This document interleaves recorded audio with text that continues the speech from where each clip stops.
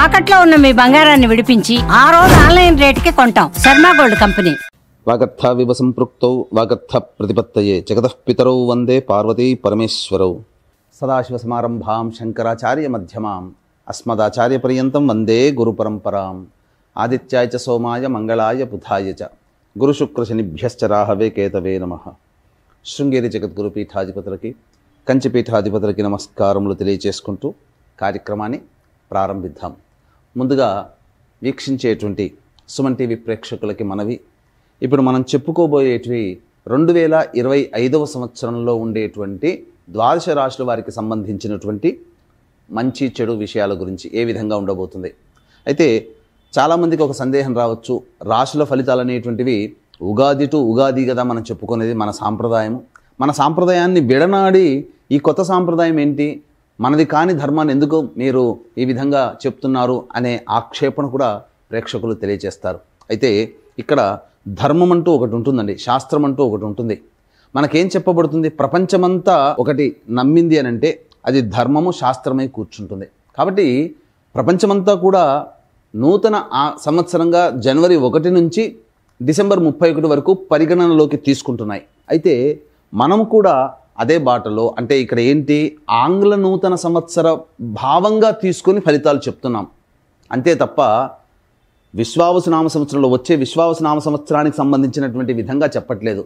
జనవరి 1వ తారీఖు నుంచి డిసెంబర్ 31వ తారీఖు వరకు ఉండేటువంటి గ్రహస్థితిని దృష్టిలో పెట్టుకొని 12 రాశుల వారికి ఏ విధంగా ఉండబోతుందో విషయాలే తెలుసుకుంటున్నాం. మళ్ళీ మన సాంప్రదాయం ప్రకారం ఉగాది సందర్భంగా వచ్చే విశ్వావసునామ సంవత్సరంలో 12 రాశుల వారికి ఉగాది టు ఉగాది సంబంధించినటువంటి శుభ అశుభ ఫలితాల గురించి మళ్ళీ మీ ముందుకు వచ్చే ప్రయత్నం చేస్తాను. ఇప్పుడు చెప్పబోయేటువంటి మాత్రం కేవలం ఆంగ్ల నూతన సంవత్సరంగా అనగా 2025వ సంవత్సరంలో జనవరి 1 నుంచి డిసెంబర్ 31 వరకు మాత్రమే ఉండగలిగేటువంటి ఫలితాల గురించి చెప్పేటువంటి ప్రయత్నం చేస్తాను. కాబట్టి ఈ చిన్న గమనికని మీరు గమనించవచ్చని చెప్తున్నాం. ధనుస్సు రాశి వారికి జనవరి 1 నుంచి డిసెంబర్ 31వ తారీఖు వరకు 2025వ సంవత్సరంలో ఏ విధంగా ఉండబోతుందో తెలుసుకునే ముందు గ్రహ సంచారం తెలుసుకుందాం. మే 9వ తారీఖు వరకు గురువు వృషభ రాశిలో, తదనంతరం 9వ తారీఖు నుంచి మే నెల నుంచి మిథున రాశిలోకి గురువు సంచారం, అలాగే సెప్టెంబర్ 28 నుంచి నవంబర్ 11 వరకు కర్కాటకంలో, మళ్ళీ నవంబర్ 12 నుంచి డిసెంబర్ 28 వరకు అదే కర్కాటకంలో గురుడు వక్రీకరించి ఉండడం. ఇక తదుపరి గమనించుకున్నట్లయితే 16వ తారీఖు ఏప్రిల్ వరకు శని కుంభరాశిలో సంచారం చేస్తుండడం, 16 ఏప్రిల్ నుంచి అక్టోబర్ 19 వరకు మీనరాశిలో, అలాగే ఈ మధ్యలో జూలై 8 నుంచి అక్టోబర్ 9 వరకు మీనరాశిలోనే శని వక్రీకరించే స్థితి పొంది ఉండడం. ఇక అక్టోబర్ 10న గురువు శని భగవానుల వారు కుంభంలో వక్రీకరించి స్థితి పొంది ఉండడం. ఇక గమనించుకున్నట్లయితే రాహుకేతులు 15 మే వరకు రాహువు మీనరాశిలో, కేతువు కన్యారాశిలో, 16 మే నుంచి కేతువు సింహరాశిలో, రాహువు కుంభరాశిలో. ఇక మిగతా కుజ, రవి, శని, శుక్ర, బుధ ఈ సంబంధించినటువంటి గ్రహాలు వాటి యొక్క గమనాల ప్రకారము సంచరిస్తూ ఉంటుంటాయి. అయితే ఈ యొక్క ధనుస్సు రాశి వారికి ఏ విధంగా ఉండబోతుంది అనేటువంటి విషయాన్ని కనుక గమనించుకున్నట్లయితే ఈ సంవత్సరం ధనుస్సు రాశి వారు ముఖ్యంగా గురుబలం అత్యధికంగా ఉన్నటువంటి జాతకులుగా చెప్పవచ్చు. అలాగే కొంతకాలము ఈ శని భగవానుల వారు, అంటే గత 2 సంవత్సరాలుగా ఏలిన నాటి శని దోష ప్రభావం పోయింది, ఇక సంతోషమే అని అనుకున్నటువంటి తరుణంలో కొన్ని నెలలు అర్ధాష్టమ శని దోష ప్రభావంతో గురవుతారు. కాబట్టి అలాగే రాహుకేతుల యొక్క ప్రభావం కూడా చక్కగా 9వ స్థానము మరియు 3వ స్థానంలో రాహుకేతుల యొక్క సంచారము మే నుంచి ఉంటుంది. కాబట్టి చాలా ఒక గురువు మాత్రమే మిమ్మల్ని ఎల్లవేళలా రక్షిస్తూ ఉంటుంటాడు. అయితే ఇక్కడ గమనించాల్సినటువంటి అంశం ఏంటంటే కొన్ని రోజులు మాత్రం, ఒక 45 రోజులు మాత్రము గురువు మీకు యోగంగా ఉండట్లేడు. ఆ 45 రోజులు ఏంటి, ఆ సమయంలో ఎలాంటి పరిహారాలు పాటించుకోవాలి, అలాగే శని భగవానుల వారు ఎప్పుడు ఎలాంటి స్థితిలో మనకు యోగాన్ని కలగజేస్తున్నాడో, అవయోగాలు ఎప్పుడు ఉంటాయి, రాహుకేతుల ప్రభావం, మిగతా కుజ రవి గ్రహాల యొక్క ప్రభావము అనేటువంటి విషయాల గురించి చాలా సవివరముగా తెలియచేయడానికి ప్రయత్నం చేస్తాను. ఇక ముందుగా గమనించుకున్నట్లయితే ఇక గురు భగవానుల వారు 9 మే వరకు కూడా వృషభ రాశిలో సంచారం చేస్తున్నాడు. కాబట్టి మార్చి వరకు కూడా వక్రీకరించినటువంటి స్థితి కారణం చేత, జనవరి నుంచి మార్చి వరకు కూడా 6వ స్థానంలో గురువు వక్రీకరించినటువంటి కారణం చేత పంచమ కోణ ప్రభావాల్ని ఇస్తున్నాడు. అంటే అద్భుతమైనటువంటి యోగము 9వ తారీఖు మే వరకు ఉంటుంది. తదనంతరం మళ్ళీ 7వ స్థానంలోకి ప్రవేశం చేస్తున్నాడు. తద్వారా ఈ గురువు గారు కూడా చక్కగా యోగించేటువంటి స్థితిలో మీకున్నారు. ఎప్పటి నుంచి? మే 9 నుంచి సెప్టెంబర్ 28వ తారీఖు వరకు గురువు గారు మిథున రాశిలో సంచారం చేస్తున్నారు. ఇక గమనించుకున్నట్లయితే సెప్టెంబర్ 28 నుంచి నవంబర్ 11 తారీఖు వరకు కర్కాటక రాశిలో సంచారం చేస్తున్నాడు. ఇది కాస్త అవయోగాన్ని కలిగించేటువంటి సమయం. ఎందుకనంటే రాశి నుంచి 8వ స్థానంలో గురుగ్రహ సంచార ప్రభావం చేత కొన్ని ఇబ్బందికర పరిస్థితులు అనేటువంటివి కలుగుతాయి. ఇక ఈ సెప్టెంబర్ 28 నుంచి నవంబర్ 11 వరకు ఈ గురువు గారు 8వ రాశిలో సంచారం చేస్తున్నందువల్ల ఏమవుతుంది? ప్రధానంగా గురువు అంటే ఎవరు? విద్య, ధనము, కీర్తి ప్రతిష్టలు. కాబట్టి ఈ మూడింటికి సంబంధించినటువంటి పనులలో అనుకూలత. కాబట్టి వీటికి సంబంధించినటువంటి సమస్యలు ఎదురవుతాయి. సంతానం కోసం ఎదురు చూసేటువంటి వాళ్ళకి సంతాన నష్టము, అనగా దంపతులకి, స్త్రీలకి మిస్క్యారీస్ అవుతుండడం సెప్టెంబర్ 28 నుంచి నవంబర్ 11 మధ్య కాలంలో ఉండవచ్చు. కాబట్టి జాగ్రత్తలు పాటించాలి. లేదు, విద్యార్థులకైతే ఇబ్బంది గడ్డు కాలము. అలాగే ధనం కోసం సంపాదించేటువంటి వాళ్ళకి, ధన ప్రయత్నాలు ఉన్నటువంటి వారికి ధన నష్టం సూచన జరుగుతుంది. ఈ సమయంలో ఏ పనులు అనుకుంటారో ఆ పనులన్నీ కూడాను ఆటంకాలతో కలుగుతూ ఉంటుంటాయి. అన్నిటికంటే ముఖ్యంగా ఇది మనదిరా అనుకున్నటువంటిది, వీళ్ళు మనవులురా అనుకున్నటువంటిది వీళ్ళు దూరం అయ్యేటువంటి అవకాశాలు ఎక్కువగా ఉంటాయి. కాబట్టి జాగ్రత్తలు పాటించండి. ఇక నవంబర్ 12 నుంచి డిసెంబర్ 28 వరకు మళ్ళీ గురువు కర్కాటకంలోనే వక్రీకరించినటువంటి కారణం చేత మళ్ళీ శుభుడవుతున్నాడు. కాబట్టి శుభ ఫలితాలు ఉంటాయి.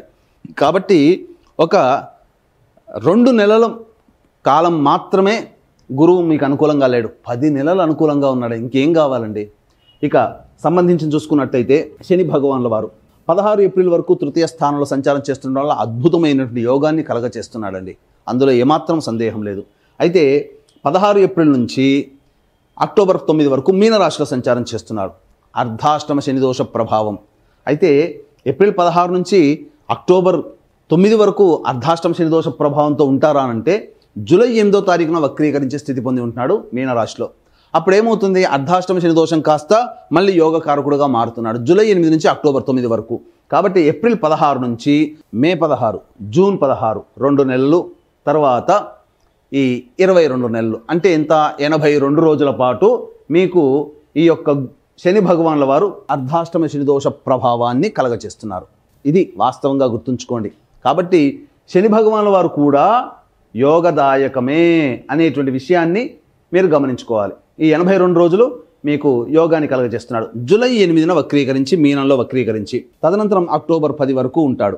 జూలై 8 నుంచి కుంభంలో వక్రీకరించి ఉంటాడు. అప్పుడేమవుతుంది? విచిత్రంగా మళ్ళీ ధనుసు రాశి వారికి కుంభంలో అక్టోబర్ 10 నుంచి నవంబర్ 26 వరకు, అంటే దగ్గర అక్టోబర్ అంటే దగ్గర 30-46 రోజులు కుంభంలో వక్రీకరించినటువంటి కారణం చేత మళ్ళీ ఏలిన నాడు శని దోష ప్రభావాన్ని గురవుతుంటాడు. కాబట్టి చూసుకున్నట్లయితే ఈ యొక్క శని ప్రభావం అనేటువంటిది మీకు ఏప్రిల్ 16 నుంచి జూలై 8 వరకు, మళ్ళీ అక్టోబర్ 10 నుంచి నవంబర్ 26 వరకు అర్ధాష్టమ శని, ఏలిన నాడు శని దోష ప్రభావాన్ని కలిగి ఉంటాడు ఈ యొక్క శని భగవానుల వారు. తద్వారా ఏమవుతుంది? విచిత్రంగా కొంత ఇబ్బందికర పరిస్థితులు అనేటువంటివి కలుగుతున్నాయి. కాబట్టి ధనుసు రాశి వాళ్ళు చాలా కేర్ఫుల్గా ఉండాలి. చెప్పినటువంటి సమయంలో అర్ధాష్టమ శని మరియు ఏలినాడు శని దోషం ఉన్నటువంటి సమయం ఏదైతే ఉందో ఆ సమయంలో కష్టాలు అనేటువంటివి కలుగుతాయి. ఇక రాహుకేతుల గురించి చూసుకున్నట్లయితే 15 మే వరకు రాహు చతుర్థంలో, దశమంలో 15 మే వరకు కేతు ఉంటాడు కన్యారాశిలో. 15 మే నుంచి అనగా 16 మే నుంచి కుంభరాశిలోకి రాహు ప్రవేశించగానే రాహు శుభుడవుతున్నాడు. నవమ స్థానంలో కేతు కూడా ఉన్నటువంటి కారణం చేత ధనుసు రాశి వారికి కేతు కూడా శుభుడవుతున్నాడు ఇక్కడ. తద్వారా ఏమవుతుంది? యోగించేటువంటి స్థితిగతులు ఉంటాయి. కాకపోతే తండ్రి గారి ఆరోగ్యం పట్ల శ్రద్ధ వహించాలి. అలాగే విదేశీ అనగా దూర ప్రాంత ప్రయాణాలు చేసేటప్పుడు కూడా అక్కడ దూర ప్రాంతంలో ప్రత్యేక శ్రద్ధలు తీసుకుంటేనే నిలవగలుగుతాము అనే విషయాన్ని గుర్తుపెట్టుకోవాలి. ఇక తర్వాత చెప్పొచ్చేది ఏమిటంటే ఈ యొక్క ధనుస్సు రాశిలో జన్మించినటువంటి ఉద్యోగస్తులు, కేంద్ర రాష్ట్ర ప్రభుత్వ ఉద్యోగస్తులకైతే చక్కగా ప్రమోషన్స్తో కూడుకున్నటువంటి బదిలీలు అనేటువంటివి జరుగుతాయి. ఇక ప్రైవేట్ రంగంలో ఉన్నటువంటి వారికి ఖచ్చితంగా బాధ్యతతో కూడుకున్నటువంటి ప్రమోషన్స్ అనేటువంటివి వస్తాయి. ఇక అన్నిటికంటే ప్రధానంగా గమనించుకున్నట్లయితే నిరుద్యోగస్తులకి ఉద్యోగం లభించి తీరుతుంది. ఈ యొక్క ధనుసు రాశిలో జన్మించినటువంటి రాజకీయ నాయకులకి చక్కగా ప్రజాదరణ కలిగినటువంటి పదవి లభిస్తుంది. నామినేటెడ్ పోస్టులోనే ఉంటారు. లేదా ప్రజారంజకంగా ఈ ఆల్రెడీ ధనుసు రాశిలో ఉన్నటువంటి నాయకులు ప్రజలతో మమేకమైపోయి ప్రత్యేక గుర్తింపుని తెచ్చుకుంటారని చెప్పవచ్చు. ఈ యొక్క ధనుసు రాశిలో జన్మించినటువంటి ఈ యొక్క సినీ రంగ ప్రముఖులు కావచ్చు, కళారంగంలో కావచ్చు, 24 ఫ్రేమ్స్లో వర్క్ చేసేటువంటి వాళ్ళు కావచ్చు, మీడియా రంగం వాళ్ళు కావచ్చు, సోషల్ మీడియా కావచ్చు, ప్రింటింగ్ అండ్ ఎలక్ట్రానిక్స్ మీడియా రంగంలో ఉన్నటువంటి వాళ్ళు కావచ్చు, వాళ్ళకందరికీ కూడాను అద్భుతమైనటువంటి యోగదాయకమైనటువంటి ఫలితములు ఉంటాయి. అధిక సంపాదన ఈ సంవత్సరం వారికి ఉండబోతుంది. తద్వారా కొత్త కొత్త ప్రాజెక్టులు అనేటువంటివి సైన్ చేస్తారు. తద్వారా డబ్బు వస్తుంది, ప్రజాదరణ కూడా పెరుగుతుంది. ఇక అన్నిటికంటే ప్రధానమైనటువంటిది రెస్టారెంట్ బిజినెస్ నడిపే వాళ్ళు, ఫుడ్ ప్రాసెసింగ్ FMCG రంగంలో ఉన్నటువంటి వాళ్ళు, అలాగే జనరల్ స్టోర్ సూపర్ మార్కెట్లు నడిపేటువంటి వాళ్ళు, ఎడ్యుకేషనల్ బిజినెస్లో ఉన్నటువంటి వాళ్ళు, అలాగే ఈ సంబంధించినటువంటి జ్యువెలరీ రంగంలో ఉన్నటువంటి వాళ్ళు, తీర్థయాత్రలు చేసేటువంటి వ్యాపారస్తులు, అలాగే పూజా స్టోర్స్ నడిపేటువంటి వాళ్ళు, వీళ్ళకందరికీ కూడా అత్యంత శుభదాయకమైనటువంటి గౌరవప్రదమైనటువంటి సంపాదన ఉంటుంది. వ్యాపార విస్తరణ చేసుకుంటారు, అధిక ధనాదాయాన్ని పొందుతారు. ఇక ఈ ధనుసు రాశిలో జన్మించినటువంటి రైతులైతే 2 పంటలు కూడా అధికంగా లాభాలు వస్తాయి. అధిక దిగుబడి కలిగినటువంటి పంటలనే వీళ్ళు ఎంచుకుంటారు. తద్వారా రైతులకి ఈ సంవత్సరం శుభదాయకంగా ఉంటుందని చెప్పవచ్చు. ఇక ముఖ్యంగా విద్యార్థులకి కోరుకున్నటువంటి విద్యాలయాల్లో ప్రవేశం అనేటువంటిది ఈ గ్రహాల యొక్క ప్రభావం వలన కలుగుతుంది. అలాగే ఈ సంబంధించినటువంటి చూసుకున్నట్లయితే ఈ జూలై 8వ తారీఖు నుంచి అక్టోబర్ 10వ తారీఖు వరకు ఉన్నటువంటి సమయంలో వీరు విద్యార్థులు విదేశీయానం చేసేటువంటి ప్రయత్నాలు యోగిస్తాయి. ఇక గమనించుకున్నట్లయితే ధనుసు రాశిలో జన్మించినటువంటి లాయర్లు కానీ, లేకపోతే ఎలక్ట్రానిక్స్ అండ్ కంప్యూటర్ రంగంలో ఉన్నటువంటి వాళ్ళు కానీ, సాఫ్ట్వేర్ వ్యాపారస్తులు, ఉద్యోగస్తులు, వీళ్ళకందరికీ కూడాను చక్కటి ఆదాయం కలిగినటువంటి జీవన విధానము ఉంటుంది. ఈ ధనుసు రాశిలో జన్మించినటువంటి వాళ్ళకి స్టీల్ రంగం కానీ, ఎడిబుల్ ఆయిల్స్ రంగంలో కానీ, తోలు చర్మ వ్యాపారస్తులు ఎవరైతే ఉంటారో వాళ్ళకందరికీ కూడాను ఏప్రిల్ 16 వరకు అద్భుతమైనటువంటి యోగ కాలము. మళ్ళీ జూలై 8 నుంచి అక్టోబర్ 10వ తారీఖు వరకు కూడా యోగ కాలమే. ఈ యొక్క 2 కాలాల్లో సంబంధించినటువంటి చెప్పినటువంటి వృత్తులు ఉన్నవాళ్ళు మంచి శుభ ఫలితాలు అనేటువంటివి పొందుతారు. ఇక గమనించుకున్నట్లయితే ఈ యొక్క సంబంధించినటువంటి ధనుసు రాశిలో జన్మించినటువంటి వారు స్పెక్యులేషన్ రంగంలో ఉన్నటువంటి వారికి అధిక ధనాదాయము వచ్చి తీరుతుంది. అందులో సందేహం అంటూ ఏమీ లేదు. అయితే నిరుద్యోగస్తులకి ఏ సమయంలో ఉద్యోగం లభించబోతుంది అన్నప్పుడు ఫిబ్రవరి 11 నుంచి మార్చి 12వ తారీఖు వరకు ఉన్నటువంటి కాలంలో ఈ సంవత్సరంలో వారికి ఉద్యోగం లభిస్తుంది నిరుద్యోగస్తులకి. లేదా ఈ యొక్క ప్రమోషన్స్ లిస్టులో ఫిబ్రవరి 11 నుంచి మార్చి 12 వరకు ప్రమోషన్స్ లిస్టులో ఉంటారు. ప్రమోషన్స్ వస్తాయి ఉన్నటువంటి ఉద్యోగస్తులకి. అయితే ఇంకా మే 13 నుంచి జూలై 14వ తారీఖు వరకు ఉన్నటువంటి సమయం ఏదైతే ఉంటుందో అద్భుతమైనటువంటి సమయముగా చెప్పవచ్చు ఈ యొక్క సంబంధించినటువంటి రాశిలో జన్మించినటువంటి వారు. ఇక గమనించుకున్నట్లయితే ప్రధానంగా అక్టోబర్ అనగా సెప్టెంబర్ 16వ తారీఖు నుంచి నవంబర్ 15వ తారీఖు వరకు ఉన్నటువంటి కాలం కూడా మీరు విదేశీయానం చేసేటువంటి పరిస్థితులు గోచరమవుతున్నాయి ఉద్యోగస్తులకు. అయితే అనగా దూర ప్రాంత బదిలీలు కానీ, ప్రమోషన్స్తో కూడుకున్నటువంటి బదిలీలు కానీ ఈ యొక్క సెప్టెంబర్ 16 నుంచి నవంబర్ 14వ తారీఖు వరకు ఉంటుందని చెప్పవచ్చు. ఇక అన్ని విధాలుగా చూసుకున్నట్లయితే ఈ యొక్క రాశిలో జన్మించినటువంటి స్త్రీలు ఎవరైతే ఉంటారో వాళ్ళకి కుటుంబంలో గౌరవ మర్యాదలతో కూడుకున్నటువంటి జీవన విధానం ఉంటుంది. మీ మాటకి విలువ ఇస్తారు. స్థిర చరాస్తులు అనేటువంటి కొనుగోలు చేస్తారు. బాధ్యతల్ని నెత్తి మీద వేసుకుంటారు. తద్వారా మీరు ఆ బాధ్యతల్ని నెరవేర్చుకోవడం కోసం కష్టాలు పడక తప్పదు. కాబట్టి కష్టం ఉంటుంది. అయితే ఆరోగ్య సమస్యలు అనేటువంటివి కనుక చూసుకున్నట్లయితే ప్రధానంగా ఈ యొక్క సంబంధించినటువంటి జనవరి 21వ తారీఖు వరకు ఈ రాశిలో జన్మించినటువంటి స్త్రీ పురుషులకి కొంత అనారోగ్య లక్షణాలు అనేటువంటివి ఉంటాయి. అయితే యోగదాయకమైనటువంటి పరిస్థితి ఎప్పుడు ఉంటుంది? జనవరి 21 నుంచి ఏప్రిల్ 1వ తారీఖు వరకు ఉన్నటువంటి సమయము అద్భుతమైనటువంటి సమయం. రియల్ ఎస్టేట్ రంగంలో ఉన్నటువంటి వాళ్ళు, అలాగే లాయర్ వృత్తిలో ఉన్నటువంటి వాళ్ళకి అద్భుతమైనటువంటి రాజయోగం కలగబోతుంది. నూతన ప్రాజెక్టులు విస్తరిస్తారు. తద్వారా మంచి జీవన విధానం అనేటువంటిది ఉంటుందని చెప్పవచ్చు. ఇక మళ్ళీ సెప్టెంబర్ 12వ తారీఖు నుంచి అక్టోబర్ 24వ తారీఖు వరకు ఉన్నటువంటి కాలం కూడా లాయర్లు కావచ్చు, రియల్ ఎస్టేట్ రంగంలో ఉన్నటువంటి వాళ్ళు కావచ్చు, ఈ సంబంధించినటువంటి జనవరి 21 తర్వాత నుంచి ఏప్రిల్ 1వ తారీఖు మధ్య చేపట్టినటువంటి నూతన ప్రాజెక్టులు ఏవైతే ఉంటాయో అవన్నీ కూడాను సెప్టెంబర్ 12 నుంచి అక్టోబర్ 24 మధ్యకాలంలో దాదాపుగా పూర్తి చేసుకొని లాభాల బాటల్లో ఉంటారని చెప్పవచ్చు. కాబట్టి మీ మాటకు విలువ పెరుగుతుంది. అన్నిటికంటే ప్రధానమైనటువంటిది జాతకరీత్యా ప్రధానంగా ఈ జూలై 26 నుంచి సెప్టెంబర్ 10వ తారీఖు వరకు ఉన్నటువంటి సమయం ఏదైతే ఉంటుందో ఉద్యోగంలో మార్పులు చేర్పులు చోటు చేసుకుంటాయి. ఉద్యోగంలో మీకు కాస్త అసహనం పెరిగిపోతుంది, కోపం ఎక్కువగా ఉంటుంది. కాబట్టి ఆ సమయంలో లౌక్యంతో ఎదుటి వాళ్ళతో కుటుంబ సభ్యులతో మీరు వ్యవహరించండి. ఈ విధంగా చెప్పుకుంటే అన్ని రకాలుగా ఈ యొక్క ధనుసు రాశిలో జన్మించినటువంటి వారికి మంచి శుభ ఫలితాలు అనేటివి కలుగుతున్నాయి. ఇక ముఖ్యంగా గమనించుకున్నట్లయితే ఈ యొక్క ఏలిన నాటి శని ప్రభావం ఉండడం, గురువు కూడాను అనుకూలంగా ఉండడం, ఒక 2 నెలల పాటు అనుకూలంగా లేకపోవడం, ఇవన్నీ కూడా జాతకరీత్యా కొన్ని రోజులు ఇబ్బందులు పడక తప్పదు. శని భగవానుల వారు విచిత్రంగా ఈ ధనుస్సు రాశి వారికి అర్ధాష్టమ శని దోష ప్రభావము, ఏలినాడు శని దోష ప్రభావం సంబంధించి కొన్ని పరిస్థితులు గోచరమవుతున్నాయి. కాబట్టి అప్పుడు కొన్ని కష్టాలు పడక తప్పదు. కాబట్టి ఇక్కడ చెప్పబడినటువంటిది అంతా కూడాను గొప్పగా ఉన్నటువంటిది ఏదైతే ఉందో అది మీ యొక్క రాశిరీత్యా చెప్పబడేటువంటిది. మీకు గనక ఈ యొక్క ధనుసు రాశిలో జన్మించినటువంటి వారికి వివాహ సంబంధములు నిశ్చయమవుతాయి. ఈ సంవత్సరం చక్కగా వివాహము కుదురుతుంది, అందులో ఏమాత్రం సందేహం లేదు. కాకపోతే ఇక్కడ వివాహం కాకపోయి ఉంటే మీ తల్లిదండ్రుల యొక్క జాతకము, మీ తోడబుట్టిన వాళ్ళ జాతకం కూడా మీ మీద ఇంపాక్ట్ చూపించబడుతుంది. వివాహమైతే మీ యొక్క భర్త కానీ భార్య కానీ మీ కడుపున పుట్టిన సంతానం జాతకం కూడా మీ మీద ప్రభావం చూపుతుంది, స్త్రీ పురుషులకు ఎవరికైనా. కాబట్టి జాతకరీత్యా అందరికీ మంచిగా ఉండాలి. మీ యొక్క సంకల్పం ఈ సంవత్సరం 2025 సంవత్సరంలో నెరవేరాలి. మీ ప్రతి మనిషికి కూడాను జాతకరీత్యా విద్య, వివాహ, ఉద్యోగ, దాంపత్య, సంతాన, అనారోగ్య సమస్యలే ఎక్కువగా ఉంటాయి. విదేశీయానము, విదేశీ విద్యము, అలాగే ఇటువంటివన్నీ కూడా. కాబట్టి ఈ ధనుసు రాశి వారికి ఈ సంవత్సరంలో నరఘోష కూడా ఎక్కువగా ఉంటుంది. కాబట్టి ఇటువంటి దోషాల నివారణకి మరియు జాతకరీత్యా 12 రాశులు కూడాను శని ప్రభావానికి గురవుతున్నాయి. గుర్తుపెట్టుకోండి, ఏ రాశి కూడా ఎగ్జంప్షన్ కాదు, 12 రాశులు కూడాను ఎగ్జంప్షన్ కాదు. అన్ని రాశులు శని ప్రభావానికి గురవుతున్నాయి. కాబట్టి ఈ సంవత్సరంలో 2025 సంవత్సరంలో ద్వాదశ రాశుల వారికి శని దోష నివారణార్థమై సర్వదోష నివారణ పూజలు, సంకల్ప సిద్ధి హోమాలు అనేటువంటివి ఈ 2025 సంవత్సరంలో జనవరి 13వ తారీఖు రోజున అత్యద్భుతమైన రోజు, పౌర్ణమి తిథి, మరియు ఈ యొక్క అద్భుతమైనటువంటి తిథి రోజున శ్రీకాళహస్తిలో కానీ శ్రీశైల క్షేత్రంలో కానీ 2025 సంవత్సరంలో శ్రీకారం చుట్టబోతున్నాము. అంటే ప్రతి నెల ఒక్కొక్క పుణ్యక్షేత్రంలో, ఒక్కొక్క క్షేత్రంలో వివిధ రకాలైనటువంటి పూజలు, హోమాలు అనేటువంటివి ప్రతి నెల చేయించడం జరుగుతుంది. వాటి వీడియోలు కూడా మీకు పంపించడం జరుగుతుంది.